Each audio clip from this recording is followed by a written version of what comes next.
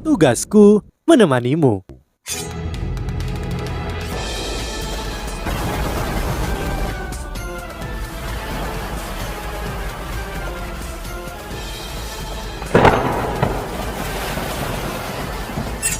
Hai sahabat Pasuk, kembali lagi bersama alur cerita versi novel Solen 2 Sekte Tang yang tak tertandingi. Jangan lupa like, subscribe, dan nyalakan tanda lonceng. Mari kita lanjutkan. Banyak sekali kerangka putih memalingkan kepala mereka pada saat yang hampir bersamaan. Mata mereka berkedip-kedip dengan api spiritual merah terang. Dan setidaknya ada beberapa ratus dari mereka. Pemandangan yang benar-benar mencengangkan. Wang Dong'er tanpa sadar tersentak kaget. Kerumunan kerangka berhenti sesaat sebelum mereka mulai menyerbu ke arah mereka bertiga. Yo berkata, apapun yang hidup dan bernafas sangat memikat. Mereka akan dapat berevolusi dengan jumlah yang luar biasa jika mereka dapat mengkonsumsi daging dan darah kita. Makhluk mayat hidup dapat mencapai puncak rantai makanan mereka dengan berevolusi dengan terus-menerus. Kenangan yang ditinggalkan guruku memberitahuku bahwa ada 13 jenis mayat hidup di tempat ini. Dan kerangka normal ini adalah yang terlemah. Biarkan aku menguji kekuatan mereka. Bebe maju selangkah dan melindungi Yu Hao dan Wang Dong'er di belakangnya. 7 atau 8 kerangka dengan cepat tiba di hadapan mereka. Wang Dong'er tidak jauh lebih lemah dari Bebe, tapi wajahnya pucat saat dia melihat gadis mana yang tidak takut dengan kerangka. Ini terutama karena mereka berada di dalam tempat yang gelap dan suram. Dan kekuatannya sendiri lemah dan benar-benar melemah dengan tidak adanya cahaya. Yu Hao tersenyum dan berkata, tidak apa-apa, jangan khawatir. Jangan lupa, guruku meninggalkan tempat ini. Dunia ini untukku. Aku adalah diktator dunia ini. Bebe mengayunkan lengan kanannya dan menghancurkan kerangka di depannya berkeping-keping. Dan cakar naga gunturnya menyerang dan menghancurkan 2 kerangka lainnya. Ketika kerangka itu hancur berkeping-keping, api spiritual yang menari-nari di kepala mereka tidak padam, sebaliknya mereka terbang ke udara dan ke kejauhan. Namun ada beberapa pengecualian. 2 kerangka yang dihancurkan oleh cakar naga guntur milik Bebe dipadamkan. Api spiritualnya dipadamkan begitu mereka naik ke udara. Yu Hao berseru. Petir terbentuk oleh energi positif antara langit dan bumi. Dan kilat sangat merusak roh. Api spiritual kerangka ini tidak sekuat itu. Yu Hao mengarahkan tangan kanannya ke tanah saat dia berbicara. Kerangka yang Bebe baru saja hancurkan berkeping-keping mulai berkumpul kembali dengan kecepatan yang mengkhawatirkan. Api berkedip-kedip di mata mereka secara bertahap menjadi abu-abu. Mereka tidak menyerang Bebe lagi, sebaliknya mereka berbalik dan menyerang teman mereka sendiri. Yu Hao menggumamkan beberapa mantra di bawah nafasnya. Di saat berikutnya, dia melambaikan tangan kanannya ketika garis abu-abu melonjak di langit dan mencambuk selusin kerangka pertama yang memimpin serangan.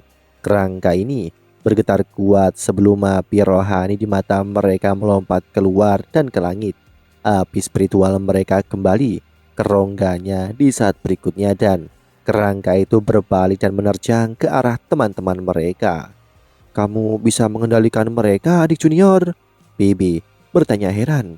Yu Hao terkekeh dan berkata, kekuatan bertarung kerangka ini sebanding dengan manusia normal dan aku bisa mengendalikannya tanpa menggunakan mantra. Jika aku dapat mencapai puncak penujuman yang ditinggalkan oleh guruku, maka aku akan benar-benar menjadi diktator di dunia ini. Bahkan sekarang, makhluk-makhluk mayat hidup ini tidak dapat menyakitiku karena jejak ilahi yang diberikan oleh guruku. Apakah kalian mengerti sekarang mengapa aku akan benar-benar aman, bahkan jika aku menyamar ke dalam kultus roh suci? Jika aku mengalami bahaya, aku bisa bersembunyi di tempat ini.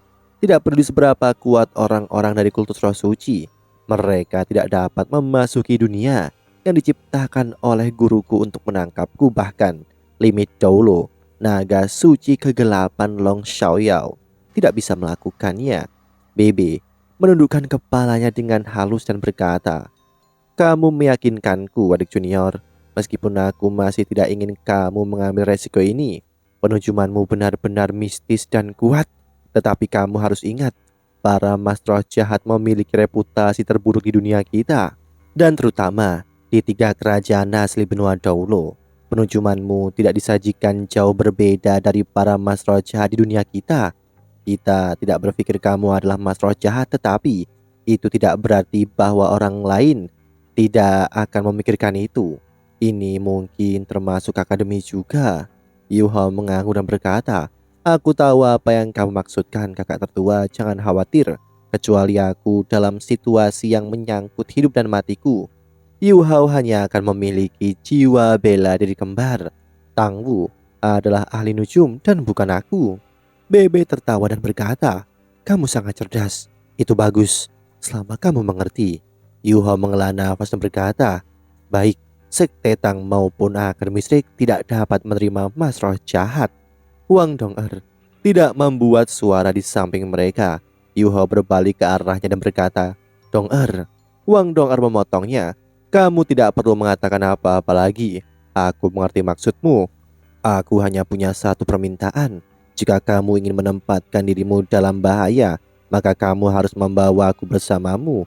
Aku bisa menjadi apapun yang kamu inginkan. Aku akan berada dimanapun kamu berada. Baik, Yuho menjawab dengan riang. Wang Dong'er sendiri adalah seorang kaisar jiwa yang perkasa dan dengan penujumannya, tidak mungkin mereka akan mendapat masalah. Ayo kembali. Kerangka yang dikendalikan oleh Yuho tidak bisa menahan rekan mereka lagi. Yuho membuka kembali portal besar dan BB serta Wang Dong'er menempel di dekatnya ketika mereka melangkah kembali bersama. Cahaya abu-abu menyala dan kerangka yang dikendalikan oleh Yuho menjadi kendur dan berhenti bergerak seluruhnya. Seluruh dunia mayat hidup menjadi sunyi sekali lagi. Cahaya berkedip. Yuho dan kelompoknya muncul di dalam kamar BB sekali lagi. Baik BB dan Wang Dong'er menghela nafas lega. BB memaksa tertawa dan berkata, terasa senang bisa kembali. Sejujurnya, aku tidak terlalu suka tempat yang dingin dan suram itu. Wang Dong'er segera menimpali, aku tidak menyukai tempat itu juga. Benua Daulo jauh lebih baik karena ada cahaya di sini. Yuho terkekeh dan berkata, siapa yang ingin berada di tempat itu kecuali tidak ada pilihan lain? Baiklah, kamu harus istirahat, kakak tertua. Kita harus kembali dan terus berkultivasi. Baru-baru ini, aku menemukan beberapa metode untuk mempercepat penyerapan energi asal es pamungkas dari surga dan bumi di dalam tubuhku. Aku akan berusaha untuk pulih secepat mungkin dan aku akan jauh lebih percaya diri untuk menyamar ketika aku sepenuhnya pulih. Turnamen elit benua telah memasuki babak final round robin dan suasananya jauh lebih tegang daripada selama putaran eliminasi sebelum ini.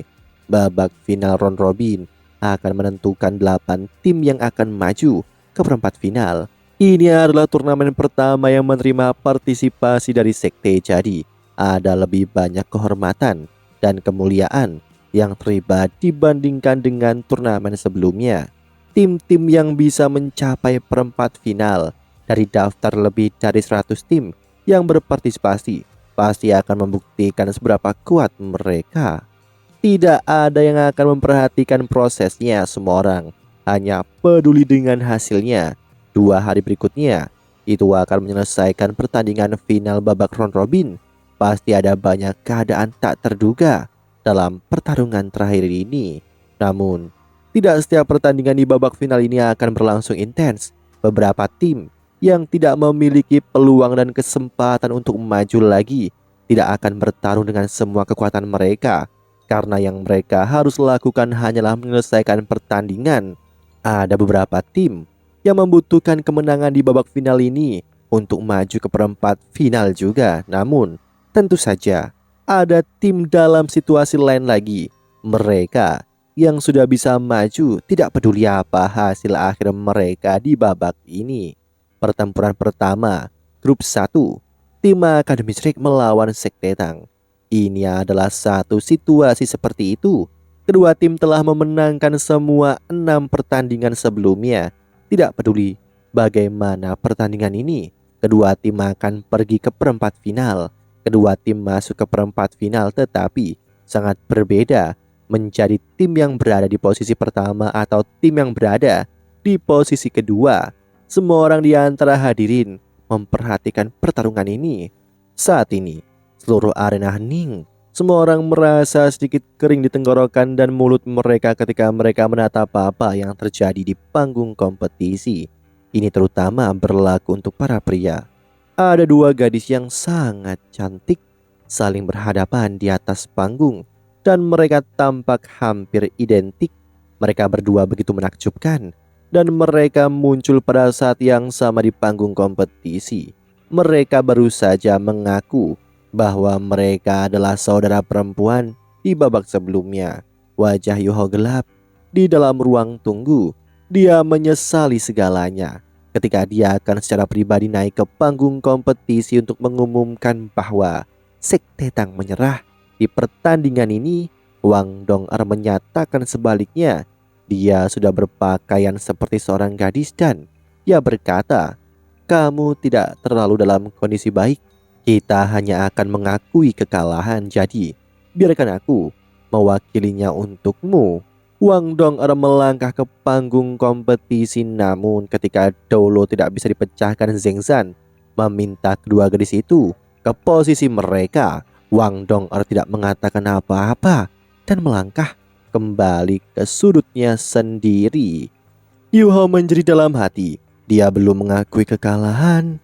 Dia sebenarnya tidak mengakui kekalahan. Apa yang dia coba lakukan? Wang Dong'er mundur tanpa emosi. Di sisi lain jelas bahwa kedua gadis ini berusaha untuk memperebutkan kejayaan dan pengakuan.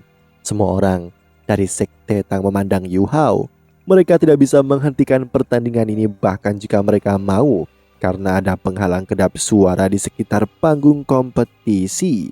Mereka dapat menyerah jika Wang Dong'er atau pihak lain mengakui kekalahan terlebih dahulu. Perempuan ini, Yu Hao jengkel dan gugup. Bagaimana mungkin dia tidak cemas? Wanita yang dia cintainya ada di satu sisi, sementara wanita yang dia buat putus asa berantakan ada di sisi lain. Yang benar adalah bahwa Yu Hao selalu merasa sedikit bersalah terhadap Wang Qi'er dan dia tidak ingin melihat kedua gadis itu terluka. Dia kini benar-benar kesal. Dia ingin mencabut Wang Dong'er dari panggung kompetisi, membaringkannya di atas kakinya dan memukul pantatnya.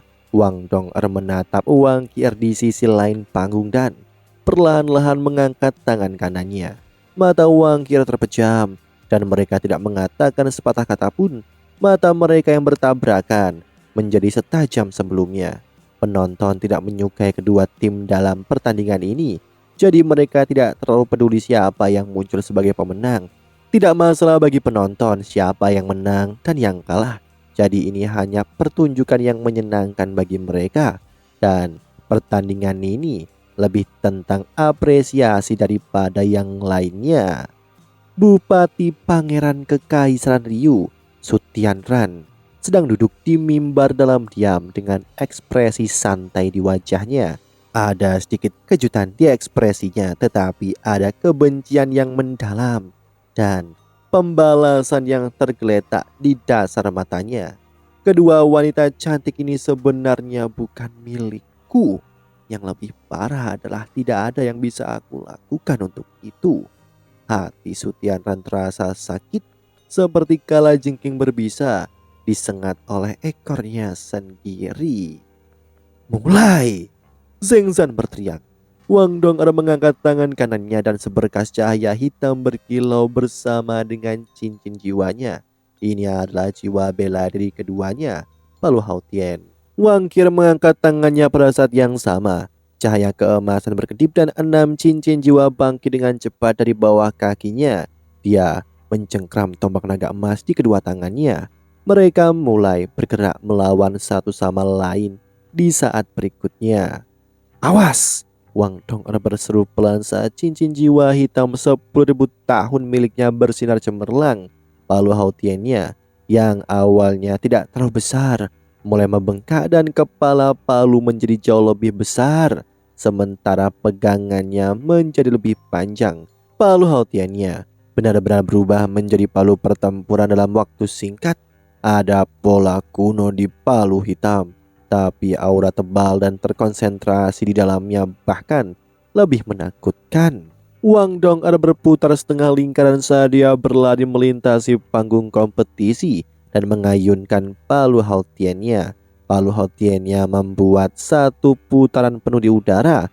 Palu Hautiannya membawa embusan angin yang mengerikan saat dia membantingnya ke arah Wang Qier. Apakah mereka benar-benar saudara perempuan? Hampir semua orang yang hadir memiliki pemikiran yang sama ketika mereka menyaksikan pukulan palu menakutkan Wang Dong'er. Jelas bahwa Wang Qier tidak mengharapkan Wang Dong'er untuk melawannya seperti ini. Dia tidak pernah menunjukkan kelemahan dan dia mengangkat tombak naga emas dengan kedua tangannya untuk memblokir palu Wang Dong'er. Dentang bergema, suara yang meletus membuat seluruh panggung kompetisi bergetar. Ini adalah tabrakan kekuatan yang murni dan kuat. Tombak naga emas milik Wang Qier jauh lebih tipis dari palu Hautian milik Wang Dong'er, tetapi keunggulan kekuatan pamungkasnya segera ditampilkan penuh tepat ketika Wang Qier bergerak untuk mengejar lawannya. Wang Dong'er yang elegan mulai melenggang seperti kupu-kupu yang cantik. Dia mengetuk tanah dengan ujung kakinya, mengangkat kaki kanannya saat dia berputar cepat di udara. Palu Hautian miliknya yang terlempar ke belakang membawa aura yang lebih kuat dan ganas dari sebelumnya. Ledakan keras lainnya terdengar. Sudah jelas bahwa Wang Qier telah menerapkan lebih banyak kekuatan kali ini ke titik di mana Wang Dong'er dikirim ke belakang. Namun dia berbelok lagi saat dia didorong ke belakang dan tangannya tampak seperti terpaku pada palu Hautian saat dia menggunakan kekuatan ini untuk memutar lagi. Sementara Wang Qier memukul palu Wang Dong'er untuk kedua kalinya, ujung tombak naga emas menusuk dengan kecepatan kilat ke dada Wang Dong'er. Serangan palu ketiga Wang Dong'er turun pada saat yang sama. Dia menemukan saat yang paling tepat ketika kepala palu menabrak ujung tombak naga emas. Kali ini Wang Dong'er lebih unggul. Tidak peduli seberapa kuat Wang Qier, dia tidak bisa menentang hukum alam.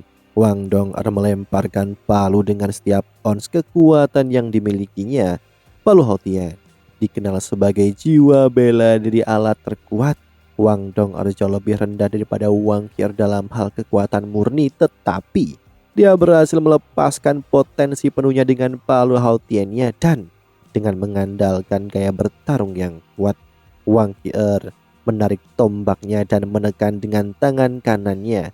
Dia menggunakan tumbukan yang diberikan tombak naga emasnya ke tanah dan mengayunkan kaki kanannya dengan gesit ke leher Wang Dong'er.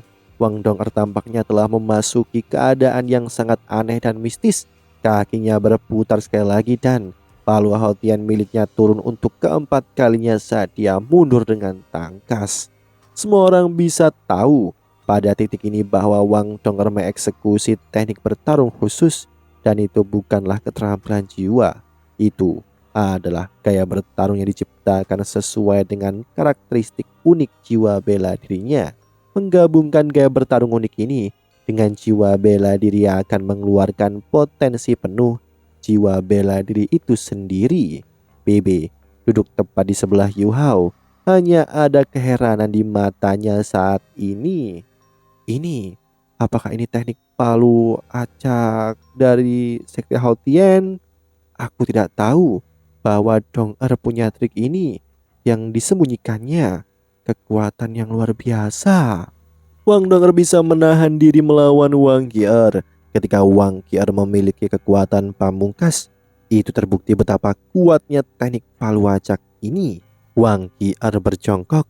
Jika dia menghadapi orang lain, dia mungkin akan memilih untuk menghindari serangan ini dan dia akan memiliki kesempatan yang lebih baik. Namun bagaimana dia bisa menunjukkan kelemahan dengan menghindar ketika dia menghadapi seorang Wang Dong? Wang Qier mengayunkan tombak naga emasnya ke depan dan menekan tombak itu ke punggungnya sambil membungkuk. Dia memblokir serangan ini dengan tombaknya. Dentang bergema. Tubuh Wang Qi didorong mundur dan Wang Dong'er berputar sekali lagi dari pantulan. Wang Qi menusuk dengan tombaknya tepat pada saat ini dan menangkap celah dalam gerakan Wang Dong'er saat dia berputar di udara. Sangat sulit bagi Wang Dong'er untuk menghindari serangan ini karena mereka sangatlah dekat. Langkah kaki Wang Dong'er tiba-tiba berubah dalam menghadapi situasi yang tidak menguntungkan. Dia tidak hanya berputar lagi tetapi tubuhnya yang elegan menghindar untuk menghindari serangan Wang Qi, meninggalkan dua bayangan di belakangnya dari gerakannya. Ini adalah langkah bayangan hantu dari teknik rahasia Sekte Tang. Serangan palu kelimanya bersiul di udara, dentang demi dentang terdengar. Lalu Hao Tian bentrok terus-menerus melawan tombak naga emas. Setiap tabrakan menyebabkan suara dentang yang cerah dan renyah. Setiap dentang lebih tajam dan lebih berat dari yang sebelumnya. Tidak ada yang menggunakan keterampilan jiwa mereka. Mereka hanya bertarung satu sama lain dengan kekuatan murni dan teknik bertarung. Para penonton tercengang ketika mereka melihat ini. Kedua gadis ini bertarung dengan gaya dan teknik maskulin dan langsung. Bagaimana mungkin mereka tidak terguncang? Wang Dong'er telah dirugikan dalam hal kekuatan. Setiap dampak dengan Wang Qi mendorongnya mundur beberapa langkah, tetapi teknik palunya tetap dan stabil seperti sebelumnya. Wang Dong'er juga menggunakan langkah bayangan hantu dan tidak memberi Wang Qi peluang untuk melakukan serangan balik. Tabrakan berlanjut. Pada bentrokan ke-20, Wang Dong'er dipaksa ke tepi panggung kompetisi. Dia mungkin akan hancur jika ini dibiarkan berlanjut. Wang Qi berhenti berusaha menemukan kelemahan dan celah Wang Dong'er dan hanya mengangkat tombak naga emasnya untuk memblokir palu Hao Tian berulang lagi dan lagi. Wang Qi hanya memblokir masing-masing dan setiap satu pukulan palu Wang Dong'er. Dua gadis cantik luar biasa yang tampak identik satu sama lain memiliki semangat berkobar di mata mereka. Tidak satupun dari mereka yang mau memberikan kesempatan satu sama lain. Demikianlah kisah untuk kali ini. Sahabat Pasuk, jangan sedih, jangan bimbang, apalagi galau, karena aku kan selalu menemanimu.